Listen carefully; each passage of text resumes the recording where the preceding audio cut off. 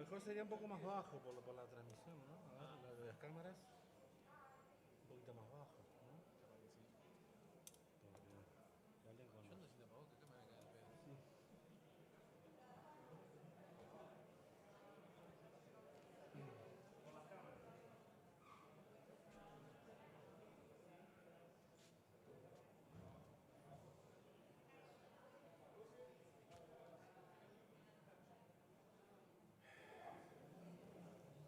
¿Y ves? Ahí no miras para abajo mucho. Te digo por las cámaras. ¿Sí? Te digo por las cámaras.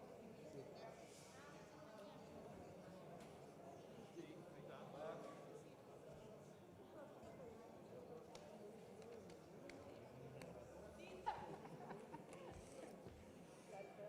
Sí, bueno. Si quieres pones 1, 2, acá, el 3 acá. Ahí va. ¿Quedó? Porque además hay que tener El micrófono. Ya está, no está. Qué bueno. El problema es que no pueda ver. ¿verdad? Además, A ver, espere. hacemos así. Préstame los lentes. Pero si no agarrás la hoja Sí, sí. Vamos a arrancar. cuando quieras. ¿Arrancamos? Sí. Nos podemos sacar el, nos podemos Sí, sacar sí, el sí, que sí. habla. Cuando arranquemos, cuando vayan a hablar, sí. Estamos hablando, decimos el cuarto, estamos 5 minutos tarde. 5 minutos tarde. ¿Bien? Como tú digas. Perfecto.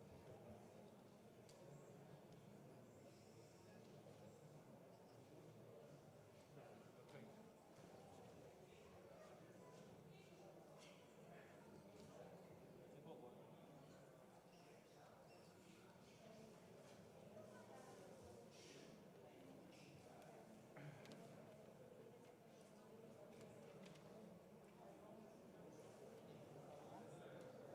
¿Estás sin lentes? Va, tengo uno de contacto.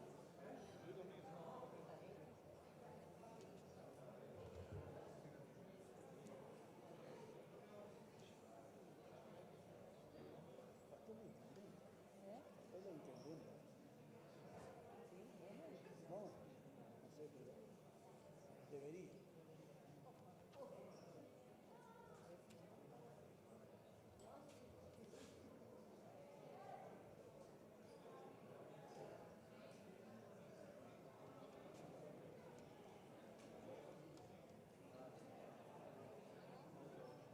Bueno, se puede subir un poco de la calidad, Y que no ¿no? por la televisión, porque si no, como que nos corta mucho.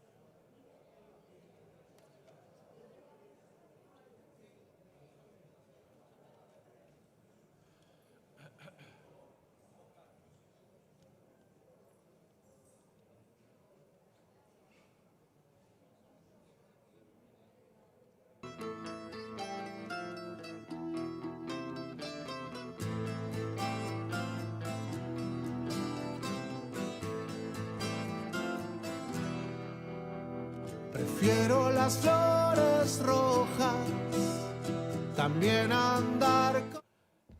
¿Qué tal? Buenas noches para todos. Bienvenidos a la Sala Citarrosa.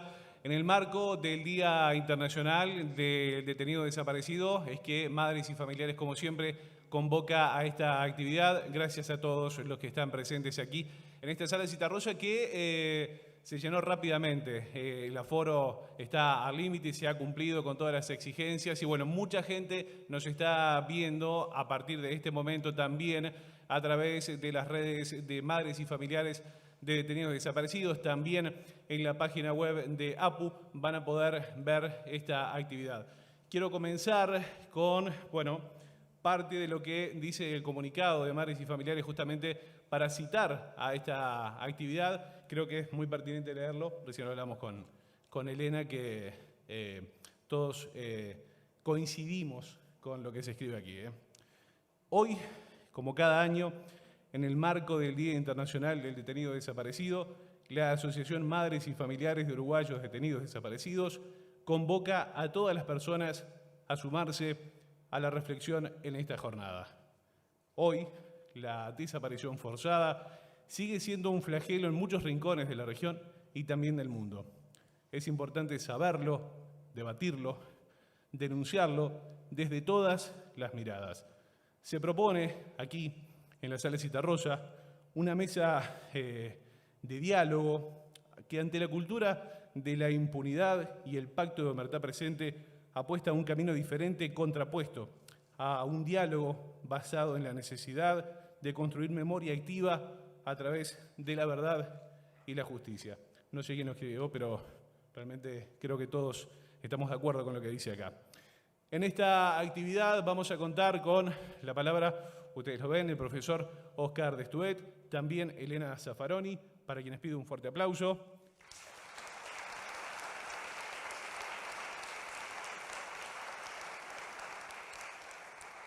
Varios temas vamos a tener para analizar en este conversatorio. También tendremos la participación de la doctora Lucía Giudice, que, bueno, por un tema de estado gripal, cuestiones de la pandemia, no ha podido venir en esta jornada, pero en minutos vamos a compartir un video a propósito de este día tan particular. El cierre de esta actividad será artístico, llegará de la mano de los amigos Spuntone Mendaro, Alejandro Spuntone, Guzmán Mendaro. Ellos van a ponerle música y sentimiento a esta actividad. Recordemos, entre otras cosas, Spuntone Mendaro, que tienen esa canción llamada Silencio, que surgió luego de una marcha del silencio justamente del 20 de mayo de 2019. Amigos, sin más decirles, vamos a comenzar con la parte oratoria. Les decía, no ha podido venir Lucía Giudice, la doctora Giudice, pero nos ha enviado este mensaje que ustedes van a poder ver a través de las redes sociales.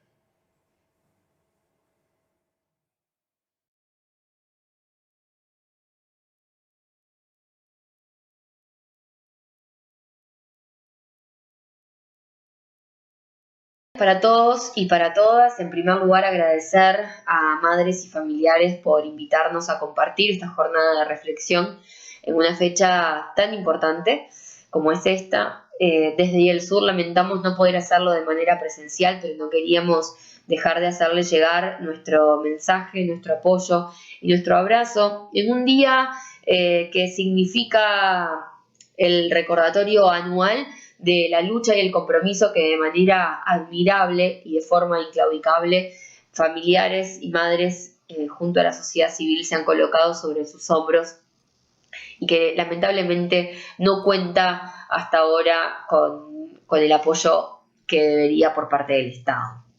Es por esto que actualmente el Estado uruguayo se encuentra enfrentando el segundo caso ante la Corte Interamericana de Derechos Humanos en su contra por desapariciones forzadas. En este caso me refiero a la desaparición forzada de Luis Eduardo González González y de Óscar Tassino Astiazú. Y además también en ese caso el Estado uruguayo enfrenta la responsabilidad por las ejecuciones extrajudiciales de las muchachas de Abril. A 36 años de la vuelta de la democracia en nuestro país y de alternancia política, debemos decir que el Estado uruguayo no ha ofrecido vías concretas que permitan encaminar procesos judiciales y administrativos tendientes a obtener la verdad. Y en este sentido es importante que el Estado uruguayo entienda que conocer el paradero de las víctimas es un derecho de los familiares, cuyo cumplimiento opera a la vez como una medida de reparación y por tanto una expectativa que el Estado uruguayo debe satisfacer sin ningún tipo de excusa. Esto precisamente es lo que puede permitir de alguna forma a los familiares aliviar en alguna medida la angustia y el sufrimiento que ha causado la incertidumbre que la desaparición forzada produce y que no se mitiga con informaciones o con pistas que aparecen muy esporádicamente.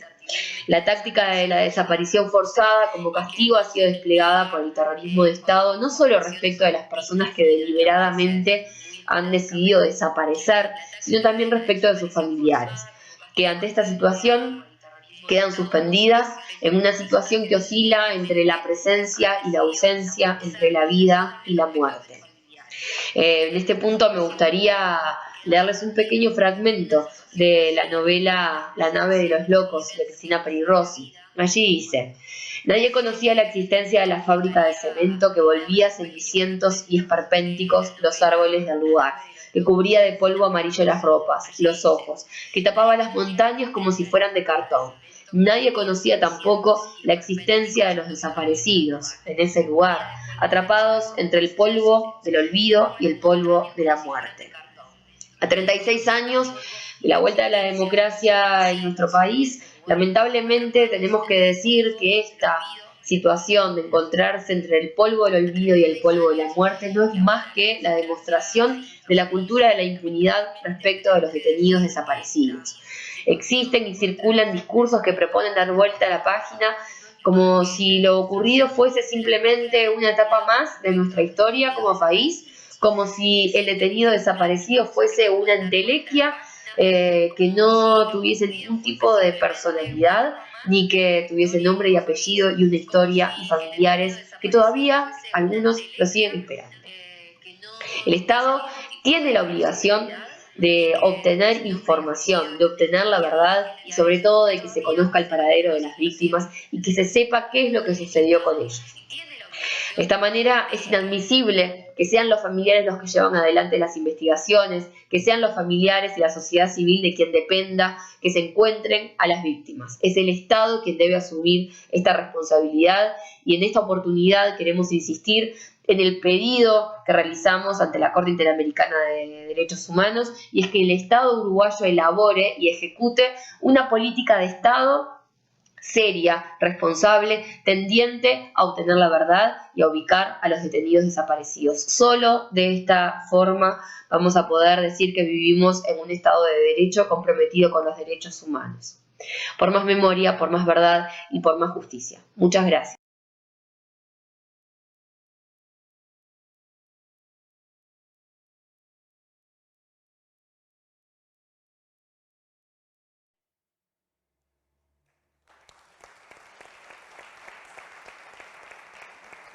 Muy bien.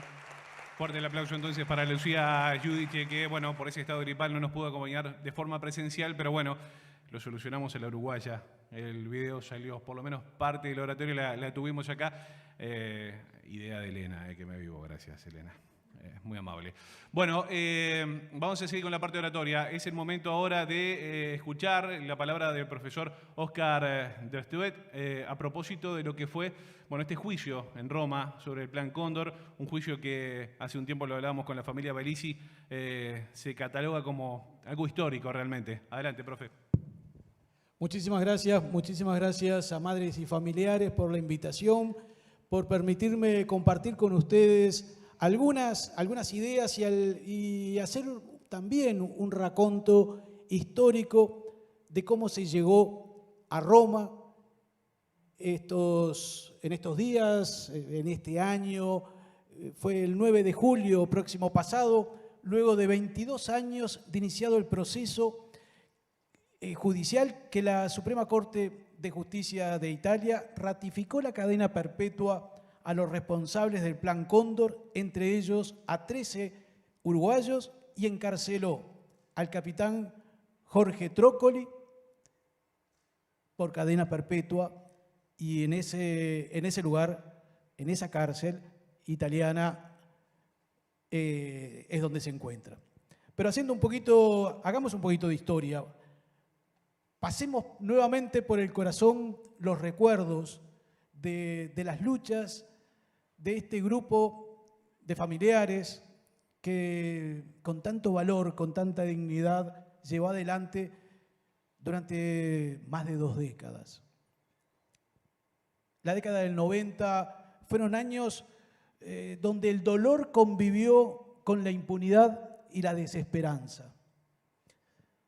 En diciembre de 1986 se votó la ley de impunidad. El 16 de abril del 89 la ciudadanía ratificó con su voto dicha ley. El miedo, entre otras razones, fue factor fundamental para que crímenes inenarrables no se investigaran y sus responsables sortearan no solo los tribunales de justicia, sino el conocimiento público de los hechos. Tuvimos desaparecidos, pero no desaparecedores. Las políticas de impunidad, negación y silencio recorrieron el continente. Se le llamó punto final, caducidad de la pretensión punitiva del Estado, obediencia debida o simplemente olvido. Algunos minimizaron los hechos y negaron su magnitud. La convocatoria a una marcha de silencio por 18 de julio, el 20 de mayo de 1996, transformó el silencio impuesto en un silencio activo, reivindicando memoria y justicia. Con una presencia multitudinaria, se demostró que las voces de tantos ya no podrían ser silenciadas. El reencuentro en la calle revivió nuevas esperanzas. Al no ser posible ejercer el derecho a la justicia en nuestra tierra, se iría a donde sea para lograrlo. La vieja consigna, como a los nazis, a donde vayan los iremos a buscar, caló hondo en muchas mentes a lo largo del mundo. Hay que aprender a resistir, no a irse, ni a quedarse, a resistir, escribió Juan Gelman. En 1998, el juez Baltasar Garzón de España solicitó la extradición del dictador Augusto Pinochet, que se encontraba en visita privada en Londres. Fue detenido. Trámites legales lo salvaron y lo devolvieron a su país. No se logró el objetivo, pero quedó demostrado la legitimidad de la justicia transnacional frente a crímenes de lesa humanidad. Ese mismo año, un grupo de víctimas se reunieron en la sede de Serpaj. Participó Luz Recaño, María Bellisi, Aurora Meloni, Felipe Michelini, Raúl Olivera y Guillermo Paiset en nombre de Serpaj, en coordinación con Cristina Miura, residente en Italia, y Germán Michelini en Francia. Deciden presentar una demanda judicial ante un tribunal en Roma, reclamando justicia por un grupo de asesinados y desaparecidos de origen italiano. Contaron con el apoyo de la Secretaría del PIT-CNT, la Secretaría de Derechos Humanos, que en ese momento el responsable era Luis Puig. En 1999 parten rumbo a Roma Lucy Barburu, madre de Juan Pablo Recaño, y María Bellisi, madre de Humberto Bellisi, desde Uruguay. Desde España, Marta Casal de Gatti, esposa de Gerardo Gatti, y desde diferentes ciudades italianas, Aurora Meloni, esposa de Daniel Banfi, asesinado en Buenos Aires en 1974, y Cristina Miura, esposa de Bernardo Arnone, secuestrado y desaparecido en 1976. El objetivo era dialogar con el fiscal Giancarlo Capaldo sobre la viabilidad de entablar un juicio penal en defensa de los derechos de ciudadanos italianos en el marco del Plan Cóndor. Ese año se produjeron las 2 primeras denuncias a cargo de las residentes en Italia. Tiempo después se integraron María Esther Gatti de Isla, madre de María Emilia y abuela de Mariana, Marta Giordano, hermana de Héctor Giordano, René Pallares, madre de Julio Delía, Graciela Borelli, hermana de Raúl Borelli, y la familia de Raúl Gámbaro, residente en Italia, todos de origen italiano. Desde el inicio se tuvo el apoyo de la Asociación de Derechos Humanos 24 de marzo de Italia y de organizaciones sindicales, comunas italianas y de otro tipo de derechos humanos. La justicia italiana asume la potestad de investigar homicidios de personas italianas cometidos en cualquier lugar del mundo y admite que el juicio se lleve a cabo sin la presencia de los imputados, que se llama juicios en ausencia. Hubo antecedentes, y uno en particular que nos refiere, los tribunales italianos ya habían iniciado investigaciones por delitos cometidos a italianos durante la dictadura argentina. En el 2007 se produce un hecho relevante que vinculó nuevamente justicia y cobardía. Sin imaginar sus consecuencias futuras, se produjo la fuga del capitán Jorge Trócoli hacia Italia para eludir un juicio judicial previsto en nuestro país y que a él lo involucraba. Al fugado Trócoli se lo juzgó como un italiano y este hecho produce un vuelco en la estrategia judicial. Ingresa el Estado uruguayo como parte afectada y también el Frente Amplio. Al fugado Trócoli, la pena prevista como italiano sería la cadena perpetua. Pasaron más de 16 años con marchas y contramarchas en búsqueda de verdad y justicia. En el 2015 y en el 2016 comenzaron las audiencias públicas en Roma. Cientos de testimoniantes, académicos, periodistas, dirigentes políticos y juristas provenientes de diversos países del mundo hicieron sentir su voz y sus sentimientos. Se investigó en profundidad el Plan Cóndor, sus planes operacionales y a los responsables de delitos de lesa humanidad. Se celebraron 60 audiencias públicas. El procedimiento se basó en la propia legislación italiana, para la cual los asesinatos aberrantes cometidos por organizaciones mafiosas no prescriben. Se demostró que el plan acordado en la Conferencia de Ejércitos Americanos, reunida en Santiago de Chile en noviembre de 1975, fue una red secreta de inteligencia y contrainsurgencia entre las dictaduras de Argentina, Bolivia, Brasil, Chile, Paraguay y Uruguay, para el intercambio de información y de personas, incluyendo secuestros y asesinatos. Tuvo su origen en la cooperación bilateral entre las fuerzas militares y policiales en el marco de la Guerra Fría y la política de los Estados Unidos en la región. Carlos Osorio, director del proyecto Cono Sur de la Universidad George Washington de los Estados Unidos, presentó ante el Tribunal de Roma un documento fechado el 26 de julio de 1976 que confirma la coordinación con la CIA y el Departamento de Estado de los Estados Unidos. El documento proporciona nombres de detenidos en Buenos Aires, entre ellos Gerardo Gatti y León Duarte. Es el primer documento oficial que confirma el accionar y los contactos entre las fuerzas represivas de la región. También refiere a Selmar Michelini. En sus testimonios, Isabel Allende y Selmar Michelini hijo ilustran el clima político que estuvieron inmersos sus padres en los últimos momentos de su vida.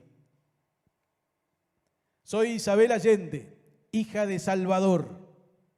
Así comenzó el testimonio quien fuera la presidenta del Senado chileno. Contó su llegada a La Moneda en la mañana del 11 de febrero de 1973. Él nos reunió en un salón y agradeció la presencia de la gente, pero pedía que salieran. Decía que no era necesario sacrificar vidas, pero nadie quiso salir. Selmar, hijo, relató ante el tribunal: yo tenía 18 años y vivía con mi padre en el Hotel Liberty, en una pieza chiquita con 2 camas.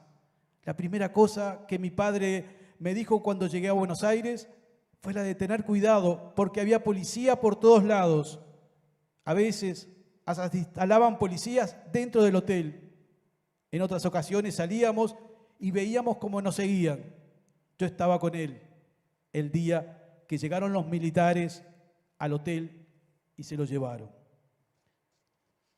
Como remarcó Sara Méndez, testimoniante en Roma, los testigos son sobrevivientes y víctimas. Tenemos todavía que romper el temor que tenemos para contar el temor.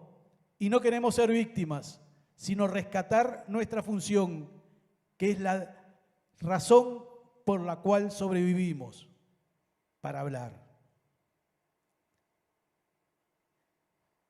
Al momento de la sentencia en Roma, el Plan Cóndor ya había sido reconocido judicialmente en Uruguay en el 2009, Argentina 2016, por la Corte Interamericana de Derechos Humanos en 2 oportunidades, en los casos Goiburu versus Paraguay en el 2006 y Hellman versus Uruguay en el 2011. La diferencia fue que en esos casos la operativa Cóndor fue el contexto. En el juicio de Roma, la operativa se investigó en su conjunto y fue centro de pronunciamiento, ejemplarizado con casos que tuvieron como víctimas directas a ciudadanos italianas y el accionar de un victimario ciudadano italiano, Jorge Trócoli. Con el respaldo de documentación de archivo del Estado uruguayo, el testigo Martín Ponce de León probó que al día siguiente a la llegada de Trócoli a Argentina y por 2 días hasta que él regresa a Uruguay, se desata la ola de secuestros que incluyen a compañeros de los grupos de acción unificadora y de otros sectores políticos vinculados en Buenos Aires en la Unión Artiguista de Liberación. La documentación presentada por testigos, por el Estado uruguayo, por abogados, fue contundente en demostrar la responsabilidad y en el reconocer los estados de situación. Para ir finalizando, algunas ideas sobre el legado del juicio de Roma. Enumerarlas solamente por cuestiones didácticas, pero no hay ninguna más importante que la otra. Primero, se ratifica el valor universal de la justicia. Delitos aberrantes, como los ocurridos durante las dictaduras, dañan la conciencia y la dignidad humana universal. La verdad es un derecho universal. Se reafirma la imprescriptibilidad de los delitos de lesa humanidad.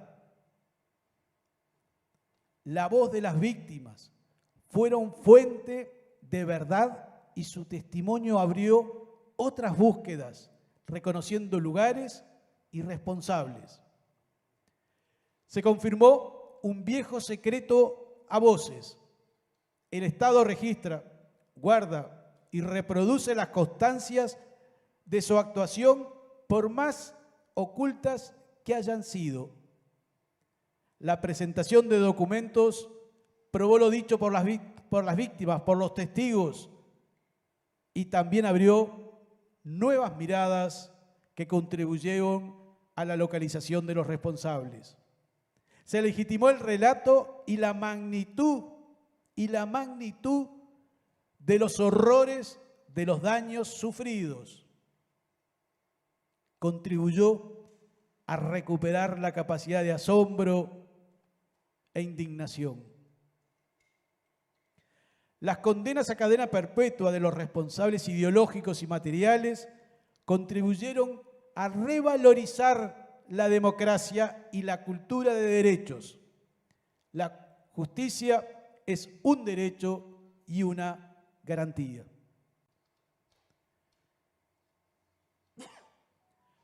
Hoy es momento, necesidad fue siempre, que se haga público un índice descriptivo de la documentación atesorada en las agencias de inteligencia del Estado.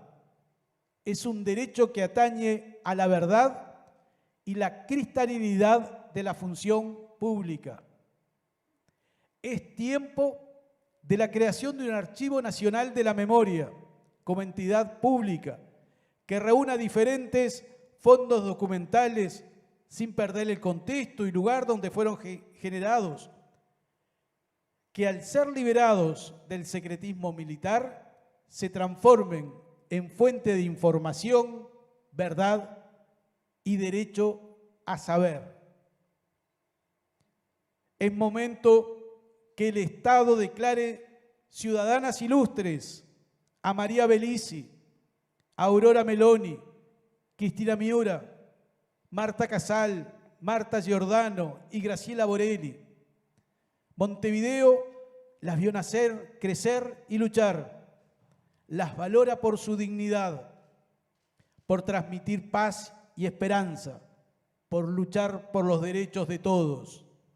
El Estado debería reconocerlas y en ellas, iniciadoras de este juicio histórico, y en ellas a todos los familiares y a las víctimas.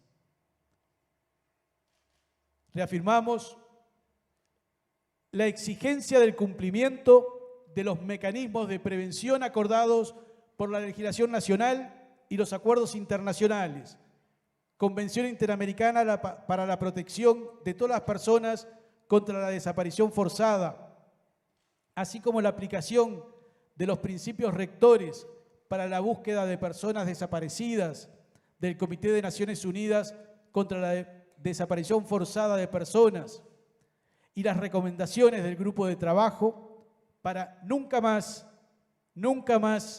desapariciones forzadas ni en Uruguay ni en el mundo. Parafraseando a José Martí, la mejor manera de decir es hacer. Gracias.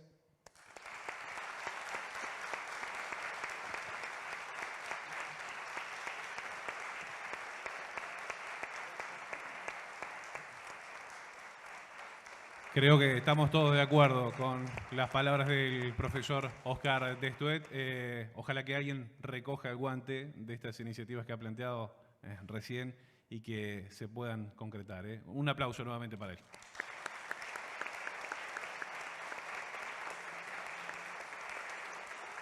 Bueno, muy bien. Siguiendo con la parte oratoria, es momento de escuchar a Elena Zaffaroni. Adelante, Elena.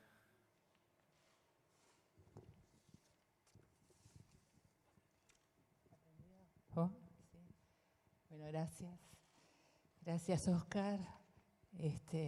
Bueno, bienvenidos todos. Gracias por estar.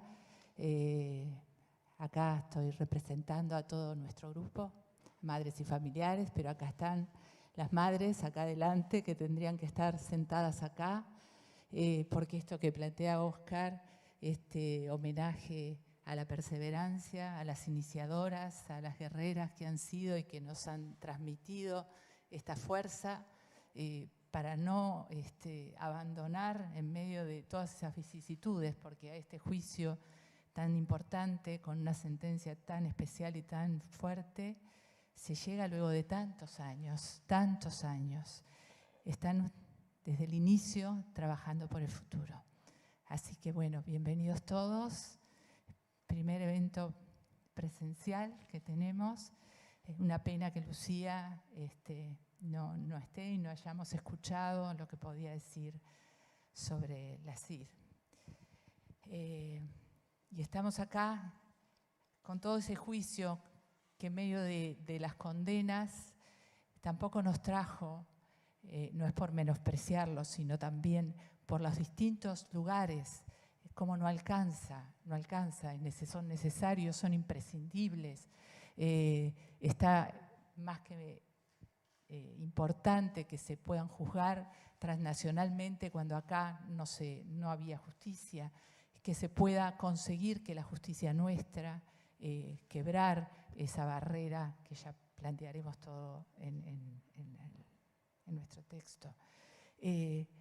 Pero no nos trajo dónde está Andrés, dónde está Raúl, dónde están todos los compañeros desaparecidos que Trócoli no aportó, y los 13 imputados y juzgados no aportan para terminar con los crímenes. Así que el desafío es mucho más todavía. Entonces estamos reflexionando una vez más sobre el sentido presente de la lucha contra la desaparición forzada. Una lucha que, como hemos dicho, es tan íntima y humana, tan social y tan política. Marcada primero por la desesperación por encontrarlos vivos, la perseverancia como grupo y como sociedad para no rendirnos en la búsqueda de la verdad, la fuerza que nos ha dado la incorporación de nuevas generaciones que mantendrán vivas estas banderas que han ido creciendo y enriqueciéndose, pasando de lo individual a lo colectivo, porque nos abarca a todos, ya que están profundamente unidas a todas las luchas por una sociedad más digna, más justa y solidaria, donde el centro es el respeto y el valor a la vida. Objetivos que se ven tan difíciles de alcanzar en el mundo de hoy, siempre atravesado por la desigualdad, la pobreza, el hambre, donde se ha sumado la crisis ambiental, los miles de desplazados, la consecuencia social y económica de la pandemia. Las luchas políticas que hemos visto saltar todo el tiempo acá y allá, que el año anterior, aquí cerca, en Bolivia, en Ecuador, en Chile, en Colombia, con el heroico protagonismo juvenil y de los pueblos originarios, alientan la esperanza. No importa lo que ocurra, siempre habrá ímpetu joven, audaz, valiente, que no acepte el lugar de la indiferencia, del miedo, del individualismo protector y que abrirá puertas al futuro. Es estimulante su irreverencia, sus exigencias al poder, la claridad de sus objetivos de proteger la vida y la libertad.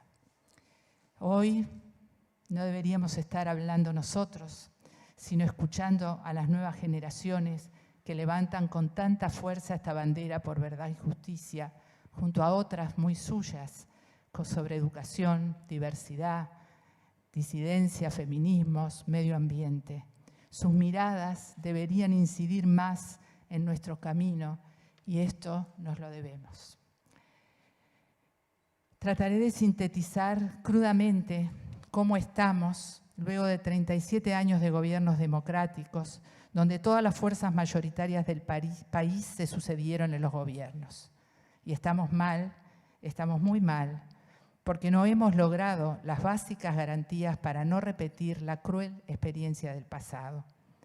Porque los avances de esta perseverante lucha, que han sido muchos, no lograron aún tocar el corazón del terrorismo de Estado, el tema militar y sus crímenes.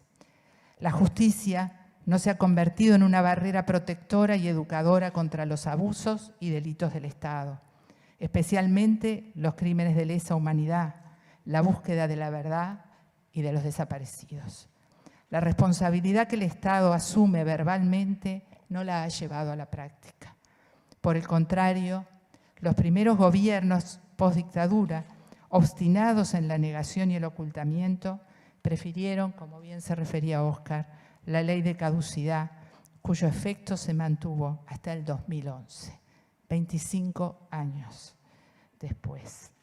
Y volveremos cada vez sobre lo mismo, resaltar cómo se inicia el camino de impunidad del que no hemos logrado salir. Con ella, con esta ley, No solo no se juzgó la inmensa mayoría de los casos, sino que además se sometió al Poder Judicial al filtro previo del Ejecutivo. Aquellos primeros gobiernos hicieron primar su visión restrictiva, amparando todos los casos y con ello definieron un camino que hirió profundamente nuestra convivencia democrática. Esta ley, bloqueando la posibilidad de justicia, fue un emblema que avaló a la dictadura, sus delitos, la ilegalidad, el autoritarismo. No olvidemos el caso Berríos, vergonzosamente archivado durante el gobierno de Lacalle Herrera. Su sombra se extiende hasta hoy sobre cualquier nuevo abuso del Estado, porque sin frenos la impunidad caminará siempre junto al poder. Porque ¿dónde va a dirimir esta sociedad lo permitido y lo inadmisible si no es ante la justicia? El juicio al terrorismo de Estado sigue pendiente. La búsqueda de la verdad y la justicia quedaron en manos de la sociedad, de las propias víctimas y de todas las organizaciones sociales que acompañaron. La lucha contra el silencio y la tergiversación, la denuncia y la memoria quedaron sobre nuestros hombros. Todos los avances los ha logrado la movilización social. Todos los gobiernos posteriores a la dictadura han sido omisos en asumir, aclarar y cortar de raíz esta amenaza. Todos han sido protagonistas de una u otra forma de esta historia de impunidad. Es el Estado actual el responsable que las desapariciones continúen, porque la desaparición forzada es un crimen de lesa humanidad imprescriptible y de carácter permanente. Su efecto no está dirigido únicamente a la víctima inicial a quien matan y desaparecen, sino que su mensaje mafioso la sobrepasa, provocando en su entorno miedo, desazón y amenaza. Amenaza que perdura y trasciende generaciones, que amenaza cada una de las luchas de hoy, las sociales, las reivindicativas, las políticas. Un crimen que no cesa hasta conocer todo lo sucedido con cada uno de ellos, de ellas, encontrar sus cuerpos y que se haga justicia. Nuestros objetivos, ¿dónde están? Y nunca más, están indisolublemente unidos.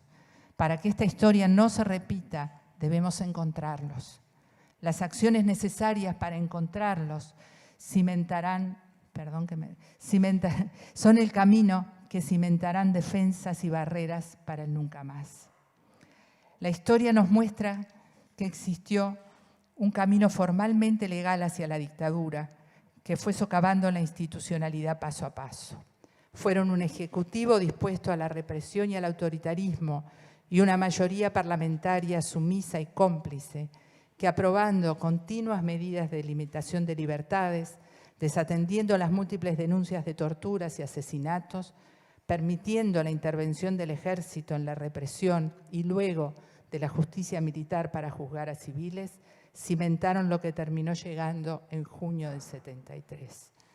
Así se impulsó la teoría del enemigo interno, la clave de la infame doctrina de la seguridad nacional en la que se han formado las Fuerzas Armadas, por lo menos hasta el 2019, y así se justificó la brutal represión de estos 12 años. Todos fuimos categorizados porque todos éramos enemigos. Las Fuerzas Armadas, basadas en esa doctrina, pautaron sus objetivos y los mantuvieron durante toda la dictadura.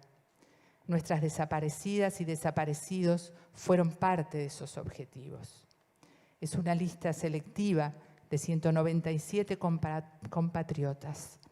Han pasado 50 años de nuestro primer caso.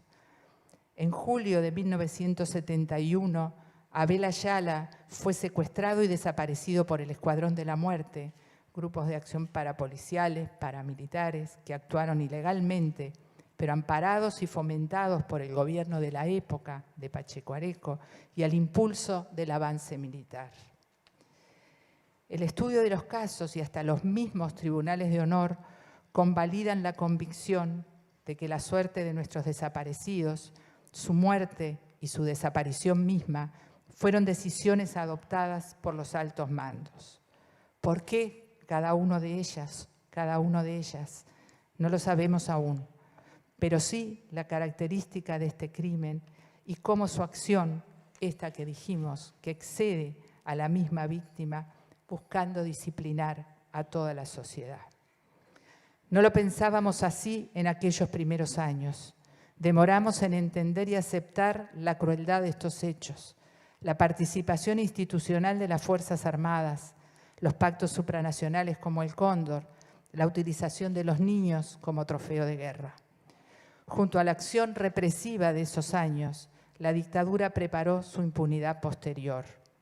Con la participación masiva de sus cuadros, aseguró el pacto de Omertá, ocultó la información, obtuvo complicidades políticas notorias e implantó su brutal amenaza simbolizada en los cuerpos de nuestros desaparecidos y desaparecidas. Los escasísimos avances en la aplicación de la justicia y algunos restos de nuestros familiares recuperados se dieron con el inmenso esfuerzo de la sociedad, superando las obstrucciones y las hazañas del Estado, de sus gobernantes. Fueron las familias, compañeros, testigos, periodistas, investigadores, los que lograron sacar a luz retazos de la verdad, la recuperación de casi todos los niños y unos pocos hallazgos. Reconocemos que no han sido iguales los distintos gobiernos en su sensibilidad social, en el reconocimiento de leyes y derechos. A partir del 2005 hubieron muchos avances, el ingreso a los cuarteles, el hallazgo de los primeros desaparecidos.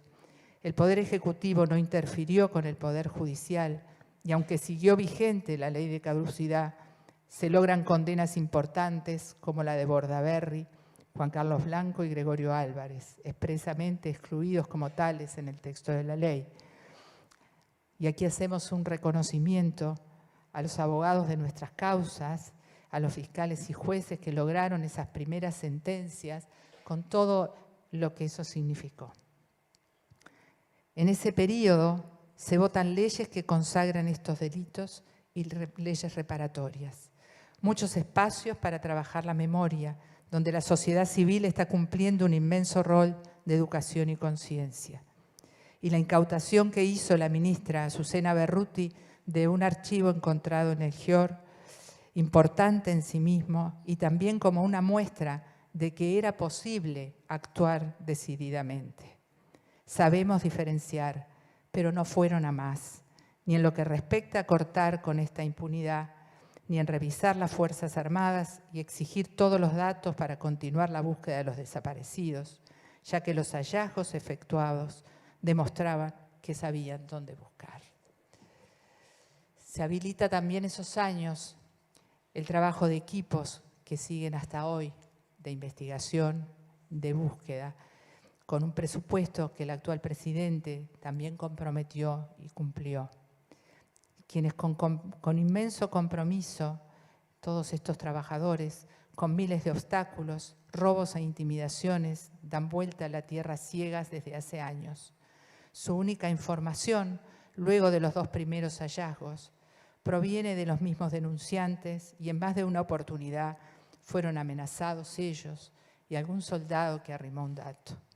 Mientras tanto, los comandantes en jefe como Bertolotti, Manini, se limitaron a observar, a distraer, a aportar datos falsos para obstaculizar, como pasó cuando se estaba cerca de los restos de Bleyer y que no se aparejó siquiera una amonestación. Ningún gobierno exigió a fondo, haciendo cumplir su autoridad, la información que sabemos existe. No somos nosotros los que tenemos que explicar por qué esta situación se extendió hasta hoy. ¿Por qué ese divorcio entre los dirigentes y sus militantes que han hecho propia esta causa por verdad y justicia? Cada 20 de mayo se muestra cómo crece e involucra a votantes de todos los partidos y a todas las generaciones. Pero sí tenemos claro sus consecuencias que se evidencian cada vez más. La instalación estructural de la impunidad que ha impregnado todos los ámbitos. Empezando por los distintos ejecutivos que jamás lograron la real subordinación de las Fuerzas Armadas, ni llevaron adelante la necesaria reformulación, ni los cambios en su formación, ni exigieron la entrega de todos los datos que poseen, empezando por la ubicación de los restos de nuestros desaparecidos, siguiendo por los distintos parlamentos omisos que tampoco pugnaron por ellos. Recién en 2019 lograron modificar tibiamente algunos aspectos de la Ley Orgánica Militar creada en dictadura. Y seguimos esperando un debate público y profundo sobre qué fuerzas armadas debe tener nuestro pequeño país, si es que precisa alguna. Continuando por una Suprema Corte de Justicia obsecuente que avaló la ley de caducidad, una ley rotundamente anticonstitucional, que además sojuzgaba su independencia, y que cuando ésta deja de ser un obstáculo, permite todo tipo de chicanas y demoras, sigue sin reconocer estos delitos como de lesa humanidad, acorde a los tratados libremente asumidos por Uruguay, y llega al colmo inconcebible de dar al caso Roslik como cosa juzgada y por la intervención que tuvo en su momento la justicia militar. Es absolutamente inaceptable. Terminando con la presencia en la coalición que hoy nos gobierna de un partido militar que no tiene empacho en avalar desde el Parlamento lo actuado por dictadura y sus criminales más conspicuos. Nada de todo esto sale del aire. La sentencia de la Corte Interamericana de Derechos Humanos del 2012, en el caso Hellman, significó un impulso importante que habilitó a avanzar. El Estado debió realizar el reconocimiento público de haber cometido estos delitos, pedir perdón. Se comprometió a concretar algunos cambios, entre ellos la creación de la Fiscalía Especializada en Delitos de Lesa Humanidad, cosa que recién se hace efectiva en el 2018 con la designación del fiscal Percivale a cargo de la misma. Fue un acierto concentrar los casos hasta ese momento dispersos, lo que permitió la acumulación de conocimiento y sacar a luz, junto a los nombres de siempre, a nuevos imputados a los que se les pide procesamiento. Su positivo trabajo ha ayudado al armado del complicado puzzle de la operativa represiva, resaltando la coordinación de los distintos organismos, CID, OCOA, DNI, dentro y fuera de fronteras. Su principal escollo sigue siendo la Suprema Corte de Justicia, que permanece refractaria a la normativa internacional, como dijimos, y a la misma sentencia de la CID, que la obligaría a tomar una actitud proactiva y a entender estos crímenes como de lesa humanidad, y por tanto imprescriptibles. A pesar de hechos tan importantes como todo lo que acabamos de escuchar sobre el juicio de Roma, que ha dejado claro que no existen fronteras para los delitos de lesa humanidad, el lento avance de la justicia y la obtención de algunos procesamientos poco nos han hecho avanzar en el sentido de la verdad, de lo que debemos conocer como sociedad, y nada ha conducido al encuentro de los desaparecidos. En definitiva, la suma de omisiones de los poderes del Estado terminan reafirmando el pacto de omertá de los perpetradores y se extiende casi como una política de Estado que ningún gobierno ha cortado de raíz y que va impregnando nuestra vida cotidiana y nos impide lograr nuestro reclamo de verdad, justicia y nunca más. Los datos están, la información está, hay sobradas pruebas de ello. Siempre estuvieron en manos de las organizaciones represivas y allí continúan. Siguen vivos muchos de los principales protagonistas. Los sucesivos comandantes conocen la ubicación de los archivos. Los altos oficiales que participaron en los tribunales de honor y que luego fueron ascendidos escucharon las terribles confesiones. Todo lo que evidencian los pocos documentos a los que hemos accedido lo confirman. ¿Qué hacemos con todos estos fragmentos de verdad? ¿Qué hicieron los gobernantes con ellos? ¿Qué cambios? ¿Qué exigencias? Este tema no tiene que estar en las rencillas electorales. De una vez por todas, los gobernantes y cada una de las fuerzas políticas se deben hacer cargo. Es su responsabilidad terminar con esta tolerancia, con esta falta de compromiso con la democracia. Nadie los votó para sostener un crimen atroz. Su omisión en tantísimos años han dañado profundamente los valores que nos distinguen y cimentan nuestra convivencia. Hoy todo esto se evidencia más que nunca y no es casual. La permisividad a la impunidad que los gobiernos han sostenido llevaba implícita una revalorización del autoritarismo que apenas encontrara un marco propicio iba a ser eclosión. Está en juego desde la movilización sindical a la libertad de cátedra. Se intenta confundir el significado de la laicidad, el uso del espacio público y hasta la terminología básica, donde política o ideología, en lugar de ser la base para un debate que amplíe la visión del mundo, pasan a ser ofensivas. Con la LUC se pretende dar un marco jurídico a todo esto. Por eso hemos acompañado y apoyado la recolección de firmas para dar un verdadero debate y ver en cuánto de esta normativa impuesta el pueblo acuerda. Nos congratulamos con la obtención de las 800.000 firmas que habilitarán el recurso de la democracia directa y convocamos, junto a todas las organizaciones de derechos humanos, a informarnos, a debatir, a involucrarnos. Entre nuestros desafíos está no retroceder. Detrás de cada conquista hay mucha lucha y mucho dolor que nos anteceden. Que cada generación pueda pelear por sus propios sueños sin que eso signifique poner en juego su vida. Por eso, una vez más, exigimos a los tres poderes del Estado que nos digan dónde están nuestros desaparecidos, nuestras desaparecidas, que nos digan toda la verdad de lo que pasó con cada una de ellas, porque ellas, porque ellos, queremos toda la verdad sobre la operativa que los desapareció y que paren con este crimen. La nuestra no es una lucha de los familiares, es la lucha de todas, de todos, porque todos somos familiares. Verdad, memoria y justicia.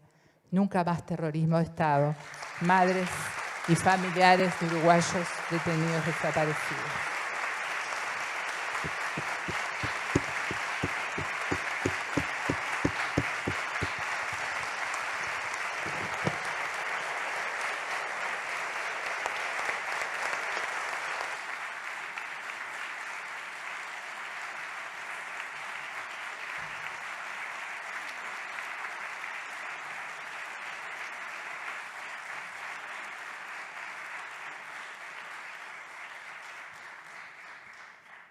Bueno, muy bien, lo dijo Elena, todos somos familiares. Queda mucho por hacer, queda mucho por saber. Cuando escuchaba las palabras de Elena, recordaba lo que pasaba el otro día en el Parlamento, ¿no? Que por un lado, en un acto democrático, estaba la diputada Verónica Mato, que del Parlamento sabe, varios expresidentes juntos, todos hablando, pero lamentablemente alguno dice que hay que dar vuelta a la página y no mirar el pasado.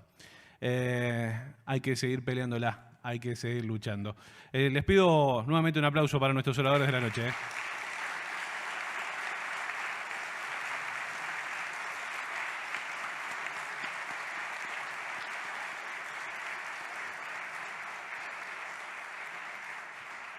Bueno, muy bien. Y mientras los despedimos, al profesor Oscar Destuet, Elena Zaffaroni, muchas gracias.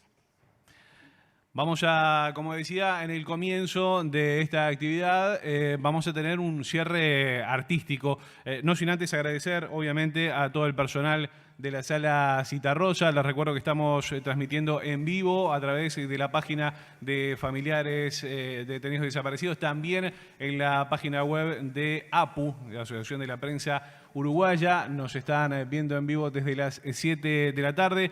Agradecimiento también a la Intendencia de Montevideo. Aprovecho a la Intendenta Carolina Cosse, que está por aquí. Un saludo para ella también, a las autoridades municipales, también de la Institución de Derechos Humanos, el rector Rodrigo Arim, diputada, ya le nombré, Verónica Mato, que está por aquí también. Bueno, gracias a toda la gente que ha asistido, que nos ha estado acompañando a través de las redes. También nos dicen que mucha gente se ha estado comunicando, así que también les queremos agradecer la presencia a todos ellos. Decía, una actividad que tendrá un cierre artístico y será a cargo del señor Alejandro Espuntone y de Guzmán Mendaro, el dúo, son duros a veces, sí, el dúo Espuntone Mendaro, a quien les damos un aplauso.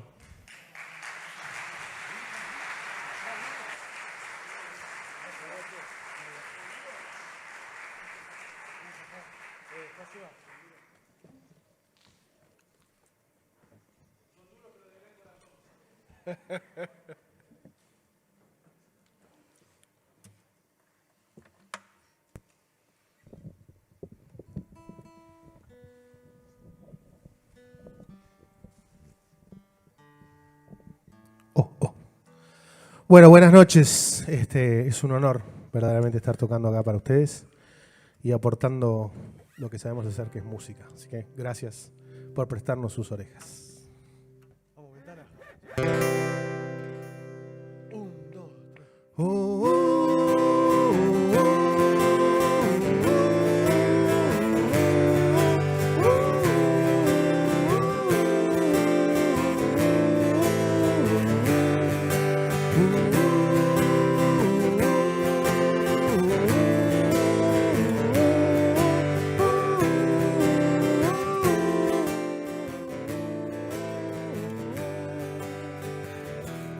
Mi ventana da al día cuando veo en sus vidas tristes y me aburro de la lluvia que no para cuando cambia todo y sin embargo sigue igual. Asómate y grita si te hace falta. Quiero y puedo salir si me acompañas.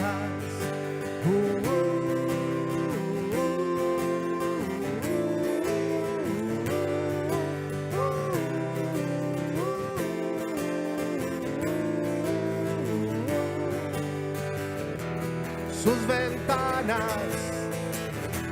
hacia el mundo o al suyo viendo de mi casa. Cuánto insomnio tras paredes que alejan cuando duele más y nadie está pensando en vos. Asómate y grita si te hace falta. Quiero y puedo salir si me acompañas.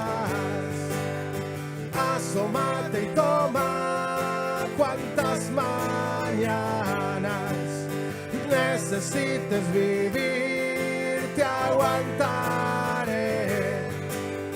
Asómate y grita si te hace falta. Quiero y puedo salir si me acompañas. Asómate y toma cuantas mañanas necesites vivir, te aguantaré.